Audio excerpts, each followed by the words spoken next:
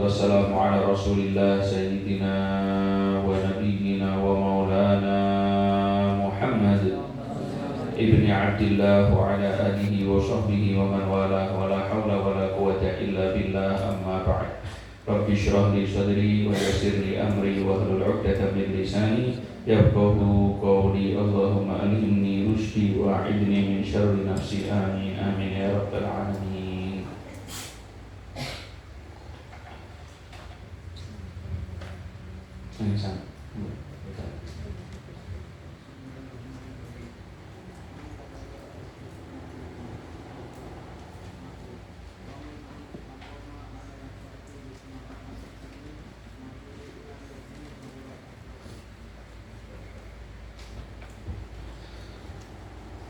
قال الإمام الحبيب عبد الله بن عبد الحداد نفعنا الله به وبعلومه في الدارين آمين.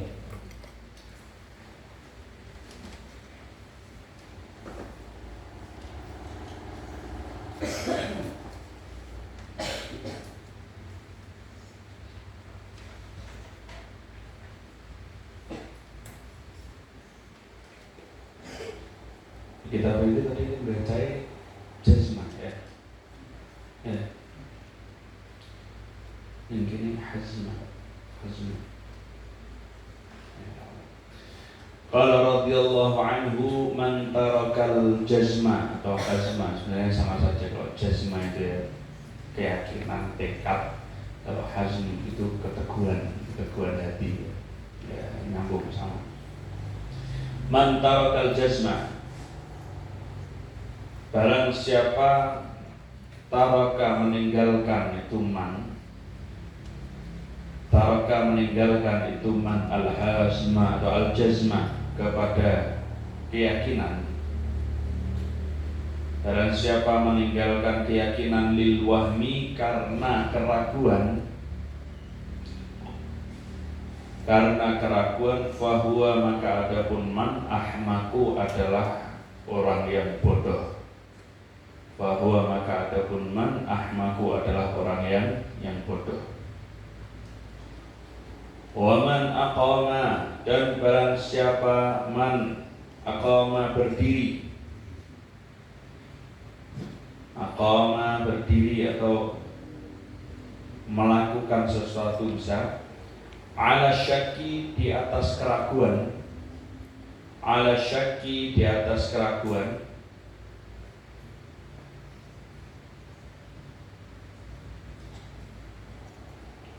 ma'a imkanil masyiri, bersama memungkinkannya berjalan, alal yaqini di atas keyakinan, alal yaqini di atas keyakinan, fahuwa maka adapun man akhraku adalah orang yang akhraq itu as-safih ad-dha'if. Nah, sebenarnya hampir sama ahmaq. Akhraq itu as-safih ad-dha'if, yang bodoh, yang lemah otaknya. As-safih yang bodoh, al-dhaif yang lemah.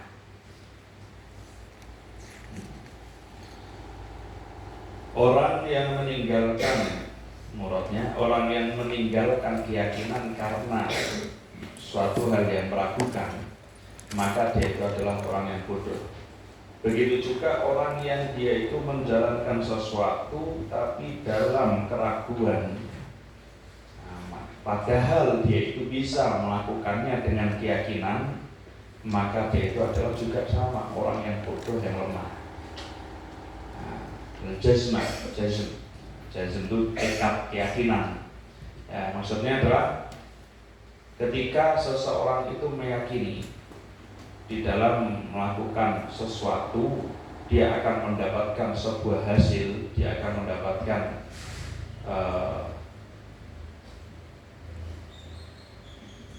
Katakanlah orang mendapatkan keuntungan, ya, dia melakukan sesuatu, dia yakin akan mendapatkan keuntungan, tapi kok dia tinggalkan karena sebab sesuatu yang meragukan. Artinya meragukan itu dia masih belum percaya atau masih tidak tahu apakah ini menghasilkan atau tidak, apakah ini mendapat keuntungan atau tidak. Nah, yang yakin dia tinggalkan karena suatu hal yang masih ragu, abu-abu. Bagaimana? Maka dia itu adalah orang yang qalilul aql. Nah, orang yang akalnya itu cetek. Nah, orang yang akalnya itu cetek atau nggak pinter, bodoh. Nah, kenapa kok bodoh? Ya jelas, dia meninggalkan suatu hal yang pasti, justru dia mengambil sesuatu yang meragukan. Maka kalau orang yang dia itu berakal, orang yang pinter, dia akan melakukan sesuatu itu atas dasar keyakinannya dia. Dia tidak mau melakukan sesuatu, tapi di situ ada kemungkinan untuk dia itu mendapatkan kerugian, di situ ada kemungkinan untuk dia itu mendapatkan penyesalan. Nah, itu kalau orang yang berakal. Ibarat gini, orang kalau melakukan sholat sunnah qobliyah ba'diyah, ini bakal untung apa enggak? Orang melakukan sholat sunnah qobliyah ba'diyah itu bakal untung enggak? Untung. Nah, kita udah yakin itu untung, kita tahu. Keyakinan kita timbul dari apa? Rasulullah SAW yang mencontohkan, Rasulullah SAW yang memerintahkan dari dawuh-dawuh beliau. Nah, berarti untung bakalan, ya, seperti misalkan orang yang sholat sunnah setelah maghrib 6 rakaat sampai berapa rakaat paling banyak? 20 rakaat. Nah, nanti akan mendapatkan istana dari surga. Itu dawuhnya Kanjeng Nabi. Dawuh Kanjeng Nabi, ya kita wajib untuk meyakininya. Ya kan, wajib untuk meyakini dong dawuh Kanjeng Nabi. Nah, orang yang melakukannya sudah pasti untung. Nah, tapi orang yang meninggalkannya padahal tahu itu adalah suatu hal yang bagus, suatu hal yang baik, suatu hal yang menguntungkan, dia yakin, tapi kok ditinggalkan karena suatu hal yang meragukan. Ya, suatu hal yang meragukan, artinya gak ada manfaatnya, gak cetok, dapat untung atau enggak. Bagaimana? Nah, ini adalah orang yang bodoh. Nah, ini adalah orang yang bodoh. Ibarat lagi, kita jalan lurus. Ketika jalan lurus itu sampai ke tujuan. Nah, jalan lurus itu sampai ke tujuan, terus tinggal lurus tok, tekan tujuan. Tapi justru malah milih jalan yang belok-belok, entah nanti itu bakal sampai tujuan atau tidak. Justru milih jalan yang belok-belok, milih jalan lain tidak langsung lurus. Paham ya? Nah, itu orang mau lurus wae tekan sampai tujuan kok malah milih sing belok-belok, sing mbok tekane ning ndi. Bumbuan tekan ke tujuan atau justru malah bisa nyasar. Nah, maka dari itu orang kalau sudah ada sesuatu yang pasti, yang yakin ketika dia lakukan itu akan membuahkan hasil, dia lakukan, jangan terus malah jangan ditinggalkan. Justru meninggalkannya karena hal yang tidak meyakinkan, karena hal yang cetok. Yang diibaratkan ketika seseorang dia itu mengamalkan sesuatu hal yang tidak pasti, artinya yang ujung-ujungnya itu masih meragukan, nah, maka amalnya dia itu kasarobin biqi'atin yahsabuhu dzam'anu ma'an, nah, seperti fata morgana yang dilihat oleh orang yang sedang kehausan. Orang kehausan, dia melihat ketika keadaan panas, ya, terik matahari. Biasanya ente kalau melihat di aspal ada apa? Seperti kayak ono banyu-banyu nih, ya, seperti kayak ada air di atas aspal, atau biasanya di atas mobil itu seperti kayak ada air. Itu fata morgana. Nah, ketika kehausan melihat, itu ada air. Diparani ternyata nggak ada apa-apa. Nah, dari itu amalan-amalan yang seperti fata morgana. Nah, sehingga ketika nanti dilakukan, ternyata ujung-ujungnya dia tidak dapat apa-apa sama sekali. Nah, maka dari itu lakukan sesuatu yang ente yakin. Nah, yang melakukan sesuatu yang ente yakin, sebagaimana Rasulullah bersabda, dak ma yaribuka ila ma la yaribuk. Tinggalkan sesuatu yang membuat kamu ragu. Nah, tinggalkan sesuatu yang meragukan itu tinggalkan. Lakukan sesuatu yang kamu yakini, yang tidak ada keraguan dalamnya.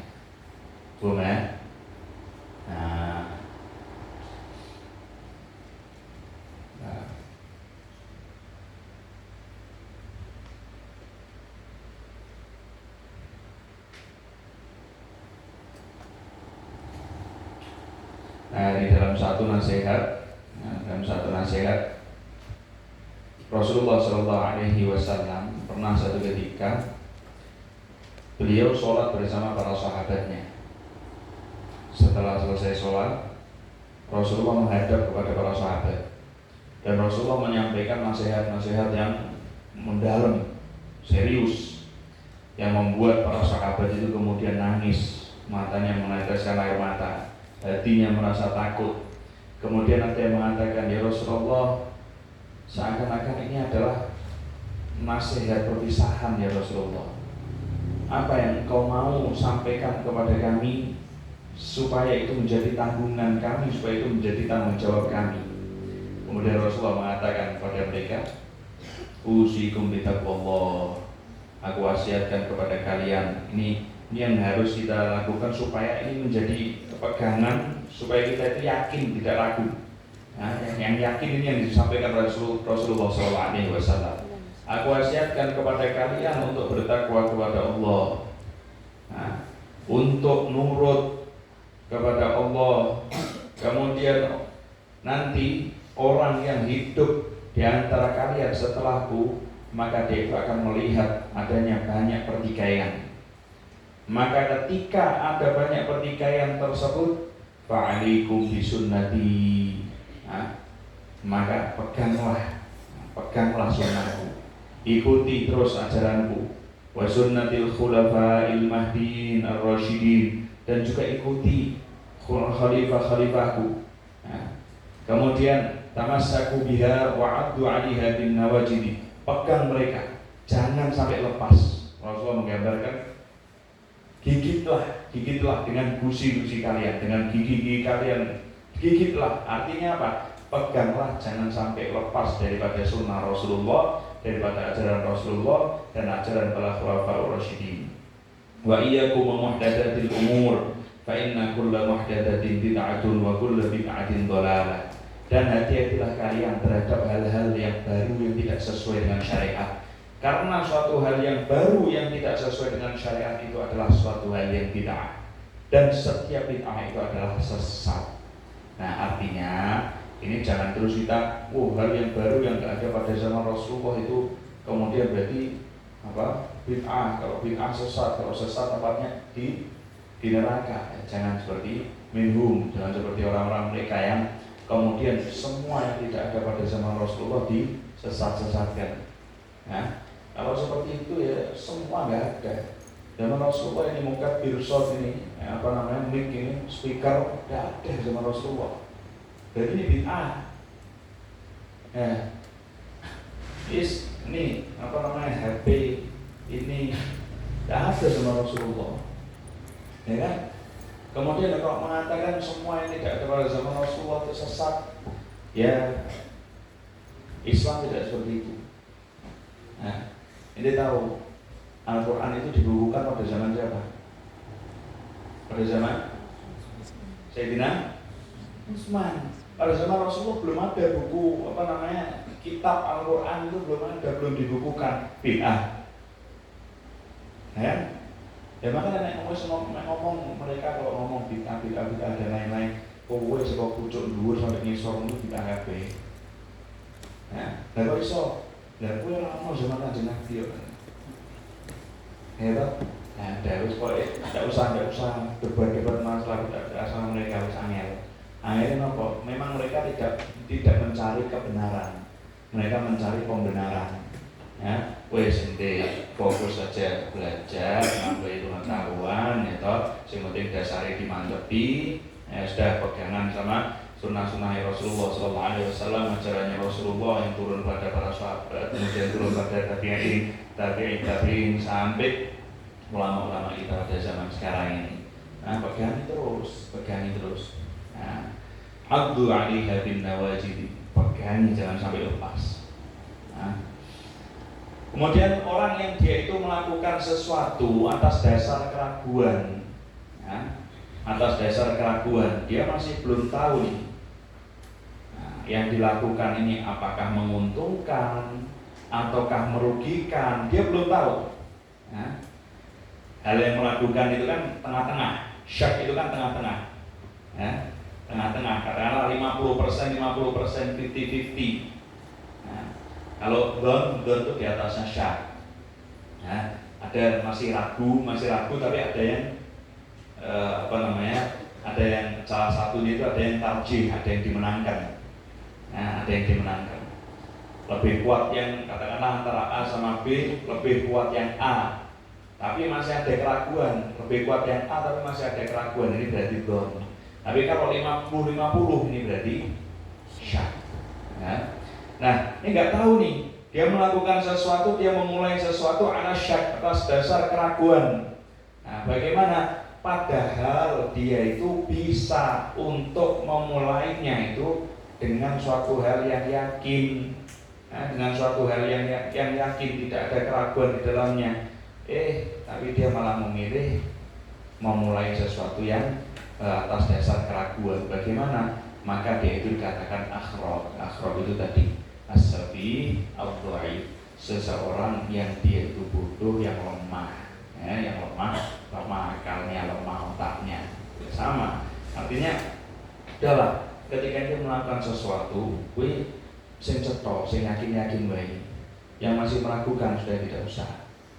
Nah, sekarang tak takut ente apalan, ente sinau, itu ente yakin dah ente bakal mendapatkan faedah, ente mendapatkan keuntungan, yakin dah? Yakin kan?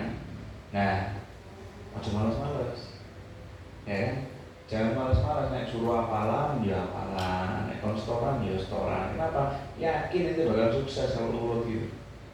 Nah, di pondok, kita ketika hidup di pondok, kita ngikuti seluruh aturan pondok, kita tidak melanggar, kita tidak disiplin tetap dilakukan, kita tidak malas-malasan, bakal untung.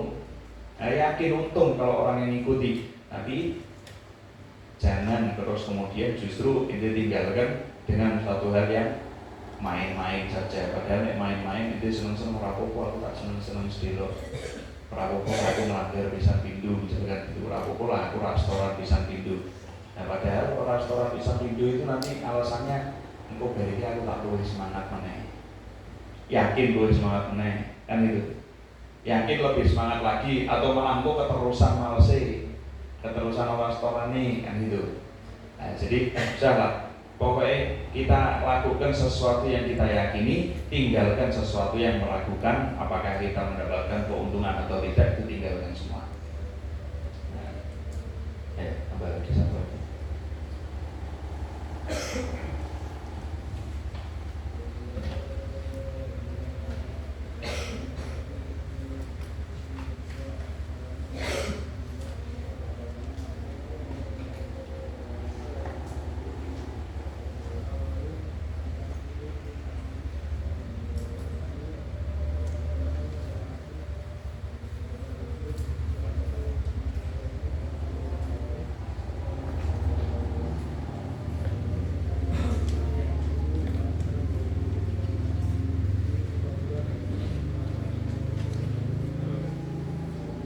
Qala radhiyallahu anhu yanbaghi an yadura kalamul 'alimi billah ma'a amatil mu'minin ala thalathati umur.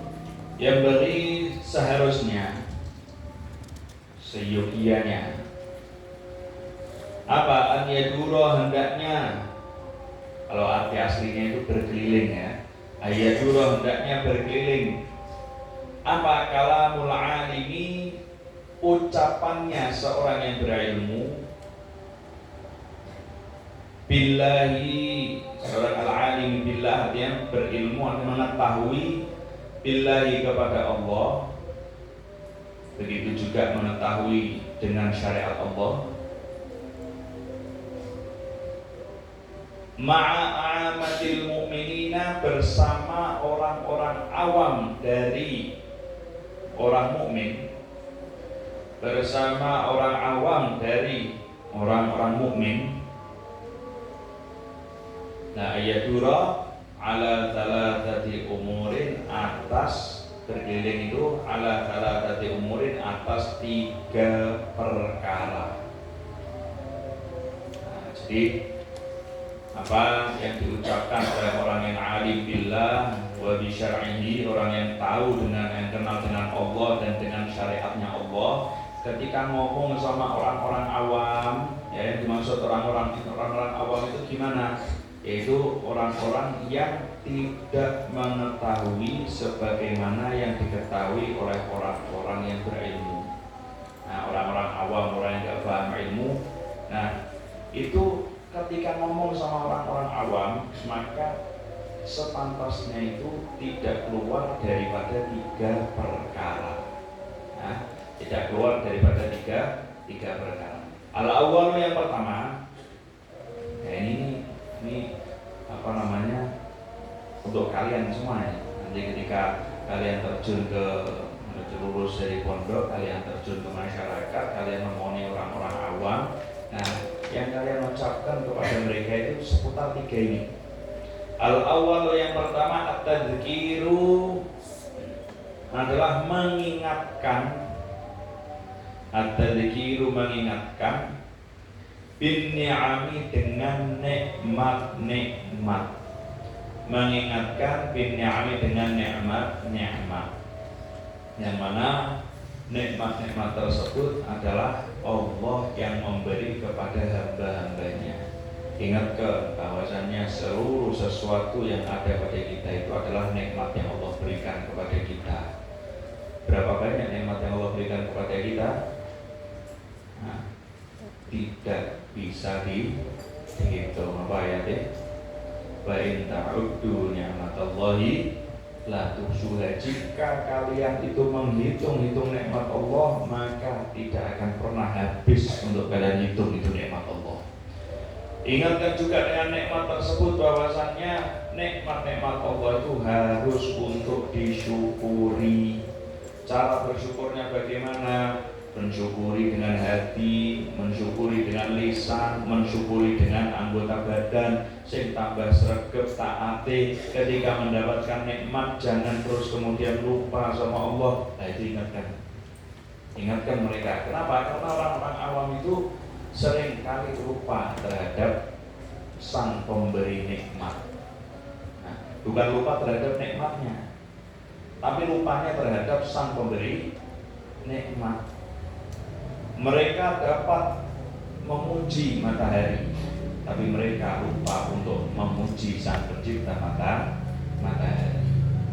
Mereka dapat menikmati bulan, mereka dapat menikmati cahayanya bulan, keindahan bulan, tapi mereka lupa bersyukur kepada sang pencipta bulan. Nah, maka dari itu ingatkan terus. Kemudian yang kedua, Watani, yang kedua, ilzamut ta'ati. Nah, ketika ngomong sama orang-orang awam, apa? Yaitu ilzamut ta'ati, untuk melazimi ibadah, melazimi ketaatan. Nah, artinya bagaimana? Ingatkan terus perintah-perintah Allah itu seperti apa saja yang menjadi kewajiban, apa saja yang menjadi kesunahan. Ingatkan terus. Nah, ingatkan terus, jangan bosan-bosan. Nah, sebagaimana Allah perintahkan kepada kita, wa'mur ahlaka bis-sholati wastabir 'alaiha. Perintahkan keluargamu itu untuk melakukan sholat. Nah, perintahkan keluargamu untuk melakukan sholat, wastabir 'alaiha, dan bersabar. Nah, ketika memerintahkan itu suruh kita bukan hanya perintah saja, sekali perintah terus sudah. Tidak. Merintah kebaikan, tak tapi terus bersabar terhadap memerintah kebaikan itu. Nah, bersabar itu maksudnya ya orang baru sekali dua kali tok. Nah sekali tok terus wis menang ya berarti belum sabar. Ya, makanya itu kita kalau melihat, itu punya guru, ya, itu punya guru, mengingatkan itu sekali dua kali atau terus mengingatkan itu, nah, terus ya mengingatkan itu dengan peringatan yang halus, ada nanti dengan peringatan yang agak keras, ya, nanti halus lagi, nanti peringatan agak keras lagi, kadang ditarik, kadang diulur, aneh dari layangannya. Tarik ulur gitu. Nah, nek tarik terus ya pedot, diulur terus ya ucul kan itu. Jadi tarik ulur. Nah, kadang-kadang perlu kalemi, kadang-kadang perlu kerasi seperti itulah. Tapi ini termasuk tata cara untuk bersabar itu seperti itu. Orang terus wis dikongkon bisa ora gelem ya wis. Kongkon bisa ora gelem ya wis. Wong wis gede. Itu. Nah, jangan terus kemudian wis gede kok ora disabari, artinya ora dilengke terus. Kenapa? Karena kadang sing gede awake tok. Nah, sing gede awake tok ning belum dewasa. Nah, artinya akalnya itu belum dewasa. Mikirnya belum gede mikirnya. Ini awake tok sing gede. Awake tok gede. Nah, tetap diingatkan terus. Jadi era Dewi Waktu mengatakan seputar omongannya itu harus seputar itu. Nah, kepada orang-orang awam terutama omongannya itu seputar mengingatkan nikmat, kemudian mengingatkan untuk melazimi ketaatan. Wadzal itu yang ketiga, ijtinabul ma'siyati adalah menjauhi maksiat. Nah, menjauhi maksiat. Nah, diingatkan bukan hanya kita itu mengingatkan untuk taat saja, tapi juga sama kita harus mengingatkan agar supaya mereka itu menjauhi maksiat. Dijelaskan apa saja yang menjadi maksiat kepada Allah itu apa saja, menjadi larangan-larangan Allah itu apa saja, yang harus diwaspadai supaya tidak mereka dekati itu apa saja. Jangan berzina, jangan melakukan jangan minum minuman keras, jangan mengonsumsi narkotika, narkoba dan lain-lain. Kemudian jangan melakukan perjudian, jangan kemudian ini dan itu, apa saja yang menjadi maksiat itu harus diingatkan kepada mereka supaya mereka itu mau menjauhi daripada perbuatan-perbuatan dosa. Allah sallallahu alaihi wasallam, khiyar ummati man da'a ila Allah wa habba ibadahu ilaih. Sebaik-baik umat Rasulullah sallallahu alaihi wasallam adalah orang yang mau mengajak hamba Allah untuk mendekat kepada Allah, mau mengajak hamba-hamba Allah agar supaya cinta kepada Allah. Nah, itu sebaik-baik umatnya Rasulullah SAW adalah yang mau mengajak orang lain untuk mendekat kepada Allah dan cinta kepada Allah. Itu sebaik-baik umatnya Rasulullah. Wa sallallahu. Nah, fa kullu alimin, adapun setiap orang yang alim, fa kullu alimin, adapun setiap orang yang alim, akhadha, yang memulai itu alim, akhadha, yang memulai itu alim, yatakallamu, berbicara itu alim, ma'al amati, bersama orang yang awam, bi ghairi ma, dengan selain ucapan, yadkhulu, yang masuk itu ma, tahta hadhihi thalathati, di bawah tiga hal ini. Tiga hal itu berarti apa? Mengingatkan nikmat-nikmat Allah, mengingatkan untuk taat, dan mengingatkan untuk meninggalkan maksiat. Nah, siapa orang alim yang dia itu pembicaraannya itu di luar tiga hal ini, fahuwa fattanun bahwa maka adapun alim fattanun adalah orang yang ahli fitnah. Orang yang ahli fitnah. Nah, jadi kadang-kadang kita itu sudah ketika ngomong sama orang awam itu jangan hanya mentingke alasan penting wong awam ki seneng. Nah, jangan hanya mentingke sing penting wong awam ki do seneng. Bagus punya pikiran piye carane wong awam itu seneng.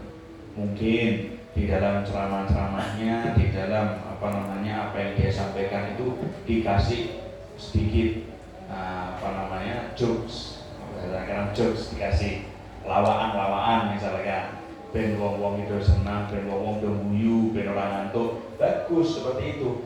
Tapi ketika isinya itu hanya lawakan-lawakan saja, hanya lucu-lucuan saja, sehingga tiga hal ini yang menjadi inti itu tidak ada, nah, maka na'udzubillah min dzalik, itulah yang dinamakan fattanun, justru menjadi orang yang membawa fitnah kepada manusia. Nah, justru malah membuat orang itu menjauh daripada kebaikan. Nah, maksudnya Anda bisa niteni. Orang yang ketika di dalam, katakanlah orang penceramah bukan hanya kita bukan mengatakan orang yang alim, bukan ulama, bukan penceramah. Penceramah yang penting ke lucu netok. Nah, penceramah yang penting ke lucu netok.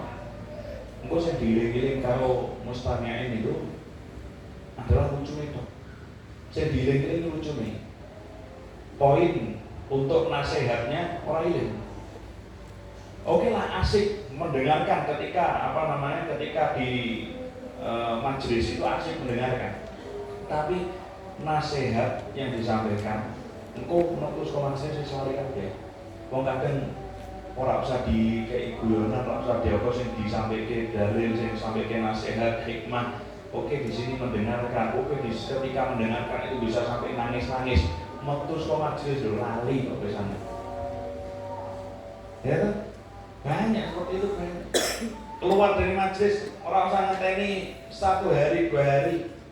Wis ta, 1 jam 2 jam itu engko takoni mau sing mbok entuke ning majelis mau faedah yang Anda dapatkan, nasihat yang Anda dapatkan dari majelis tadi apa? Apa yang mau?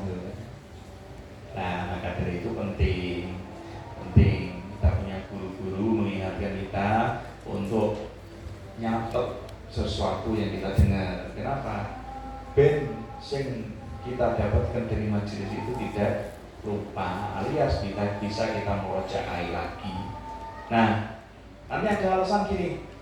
Saya ini kan kok nih majelis ini ceramahnya harus disimpan di YouTube. Ya, bisa kita tonton lagi nantinya. Nek bisa ngomong bisa atau tidaknya? Bisa, sangat bisa. Yang sudah bertahun-tahun yang lalu kalau sudah masuk di platform media sosial, kita lihat lagi jejak digitalnya ada. Ya, ada. Bisa ngomong, bisa dengarkan, bisa. Tapi boleh ngomong kurang. Nek bisanya bisa, tapi apakah Anda dengarkan? Dan ketika Anda dengarkan, apakah diamalkan? Nah, maka itu sering ya, ada sering kita dengar, sering kita sampaikan juga. Dulu di Hadramut itu ada di Masjid Jami' Tarim itu ada khotib, ya, seorang khotib setiap Jumat yang khutbah itu ya orang yang sama setiap Jumat, dan itu bertahun-tahun, orang yang sama. Yang disampaikan mesti tentang itu saja. Yang disampaikan itu saja. Katakanlah misalkan ada 10 tema, beliau ketika khutbah itu bawa buku notes lah, karena notes agak bukan buku saku ini, bukan agak gede nih, agak gede lagi dan agak tebel. Yang disampaikan mesti itu terus sampai wong wis do hafal. Sampai wong wis hafal. Satu ketika ana wong sing nyeletuk marani, cara basa Jawa ini ngomong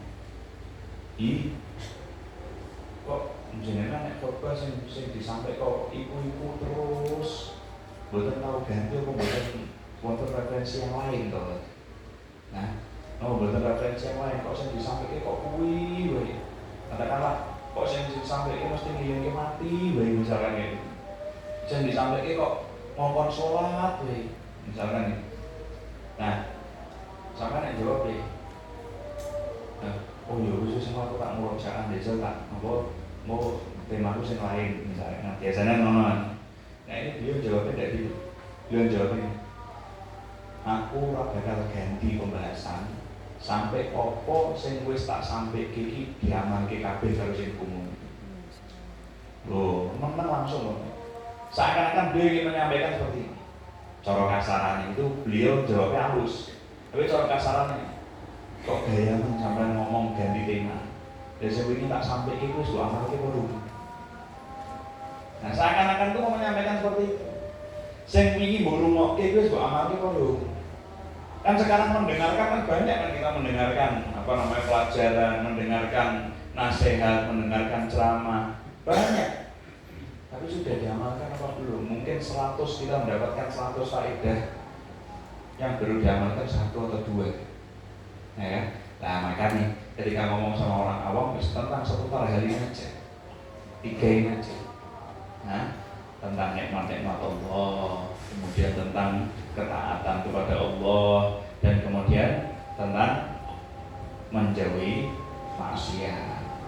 Sekarang wong diceramahi ngedoi maksiat balik ke majelis langsung maksiat. Gitu. Diomongi ojo ngrasani, gek terus mingkem. Sing ceramah wis gek terus mingkem gitu. Ki langsung. Ya iya kita sing ceramah ora barbar iki. Lah iki kan ngrasani iki bisane. Ya toh? Ngomong karo sampeyan berarti padahal iki gek terus diomongi ojo ngrasani. Lah kok langsung ngomong barbar. Ya Allah, ya maka dari itu ini ada Sayyidina Ali bin Abi Thalib. Dia mengatakan hadithun nas bima ya'rifuna aturiduna an yukadzdzaballahu wa rasuluh. Nah, artinya berbicara kepada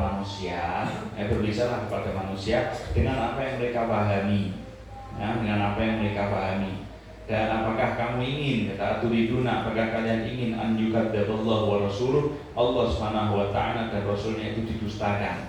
Nah, artinya kita ngomong sama mereka itu juga sesuai dengan kapasitasnya. Ya. Beda kalau kita ngomong sama orang-orang yang sudah ada di pesantren, di pondok, beda ketika kita menjelaskan orang-orang awam. Ya. Nah, bahasa kita ngomong bahasa sama orang pondok ya kita ngomong bahasa kita. Tapi kalau mereka ngomong sama orang awam itu wis matangane wae. Matangane wae mereka terima mateng ya.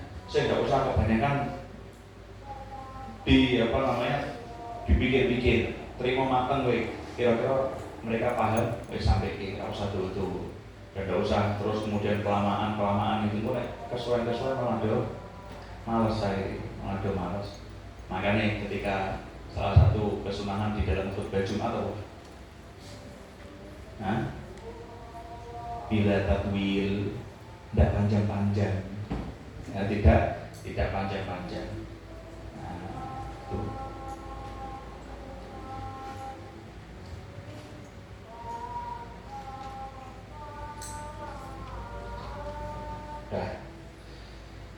Apa namanya? Ngerti ini keluar dari pembahasan ya, kita Allah a'lam untuk yang bahasan lagi kami cuma pengen menyampaikan juga di luar ini saya ini kabar-kabar tentang apa sebenarnya adab-adab di pesantren itu seperti diremehkan. Dengar nggak kabar itu? Belum. Ada kabar untuk adab seorang murid kepada gurunya di pesantren itu diremehkan. Nah, kita jujur aja, corong kita sebagai santri, ya tetap miris lah, nggak terima lah seperti itu. Ya bagus, nggak terima bagus, kita jelas harus terima. Wong namanya adab kepada seorang guru itu adalah sudah menjadi kewajiban untuk murid. Ya. Bahkan kalau ente telah lagi di dalam ta'limul muta'allim itu, ya, bahwasannya seorang thalibul ilmi itu tidak akan bisa mendapatkan ilmu dan juga tidak akan bisa mendapatkan kemanfaatan daripada ilmu kecuali dengan takzim kepada ilmu, takzim kepada ahli ilmu, takzim kepada gurunya. Ya kan? Dari takzim kepada guru itu menjadi sebab seseorang itu akan mendapatkan ilmu, menjadi sebab seorang murid itu akan mendapatkan dibukanya pintu-pintu ilmu oleh Allah Subhanahu wa ta'ala. Sayyidina Ali bin Abi Thalib, beliau mengatakan apa? Ana abdu man 'allamani harfan wahidan. Aku itu adalah budak daripada orang yang telah mengajarkanku satu huruf. Ngajari satu huruf, Sayyidina Ali mengatakan aku adalah budak. Insya'a ba'. Jika dia mau, dia boleh menjual aku, dia berhak untuk menjual aku. Insya'a a'taqah. Jika dia mau, dia bisa merdekakan aku. Insya'a istaraqah. Jika dia mau, jika dia berkehendak, dia bisa menjadikan aku sebagai pelayannya. Nah, jadi ada misalkan ada kabar-kabar di luar seperti itu, ini tetap ada pendiriannya itu. Ente sama guru, ente tetap harus taklim. Ente sama guru, bagaimanapun caranya, ente harus udlub ridho ustaz. Cari terus bagaimana caranya supaya ustaz itu, supaya guru kalian itu bisa ridho kepada kalian. Istanibu suhtahu, jangan sampai kalian itu mendapatkan murka daripada seorang guru. Na'udzubillah min dzalik. Nah, bahkan sekalipun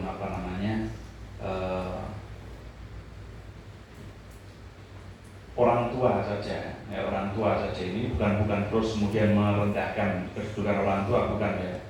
Artinya kedudukan seorang guru itu bahkan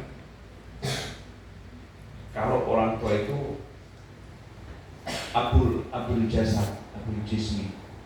Nah, abul jismi, dia itu adalah orang tua daripada jasad kita. Tapi kalau guru itu adalah abul ruh. Guru itu adalah abul ruh, orang tua daripada ruh kita. Ruh itu terus ada, tapi jasad itu bisa hancur. Nah, maka dari itu kedudukan seorang guru pun itu adalah kedudukan yang tinggi. Jadi kalian sama guru-guru kalian jangan sampai kemudian kurang ajar. Terus gimana pun caranya cari ridho guru kalian. Nah, ketika seorang guru ridho, itu akan menjadi kesuksesan daripada muridnya. Nah, jangan sampai bikin hati guru kita itu gak enak sama kita. Nah, jangan sampai bikin hati guru kita itu tidak nyaman sama kita. Bagaimana pun caranya, nurut sama guru. Perintah guru selama perintah itu tidak untuk bermaksiat kepada Allah, harus nurut. Ya, sukses pokoknya insyaallah. Mudah-mudahan santriwati daripada Nurul Mustafa ini adalah menjadi orang-orang yang sukses senang dunia akhirat, masuk ke dalam golongan minal ulama amilin, amin ya rabbal alamin. Banggakan guru-gurunya, banggakan Pak Komar, banggakan pengurus, juga banggakan orang tua semuanya, amin ya rabbal alamin. Wallahu a'lam bishawab.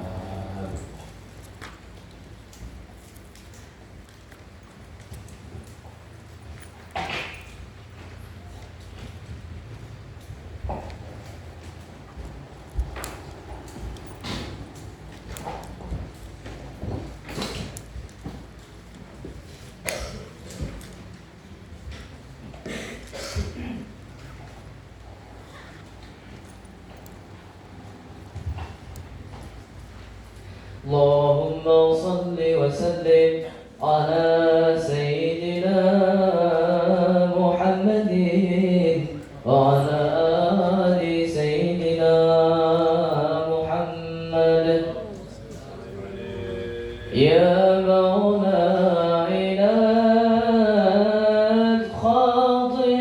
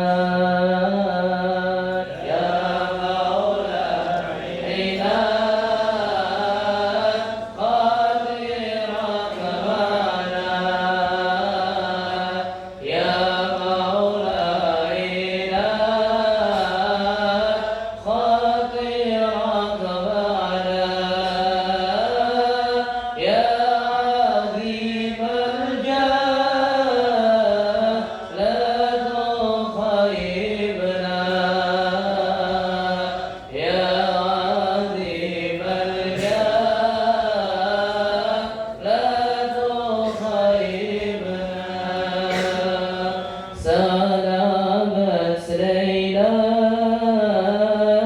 مني الأقلام سلامت ليلى مني الأقلام يا ليلى ارحمي القتلى يا ليلى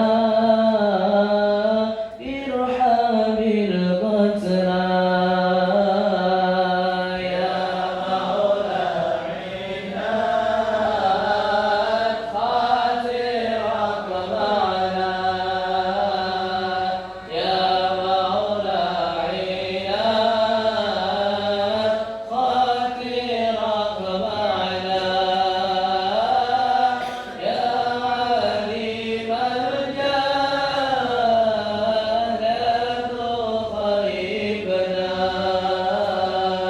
يا عظيم الجاه لا تخيبنا حبها مكنون في الحاشا محزون حبها مكنون في الحاشا محزون أيها المغبون قم بها ذلا أيها المغبون قم بها ذلا يا مولانا خاطرك معنا يا مولانا خاطرك معنا يا عظيم الجاه لا تخيبنا يا عظيم الجاه تخيبنا إنني هئيم ولها خضيب إنني هئيم ولها خضيب أيها اللئيم خليني مهلا أيها اللئيم خليني مهلا يا مولانا خاطرك معنا يا مولانا خاطرك معنا يا عظيم الجاه لا تخيبنا يا عظيم الجاه لا تخيبنا أيها العشيق إن تكن صديق أيها العشيق إن تكن صديق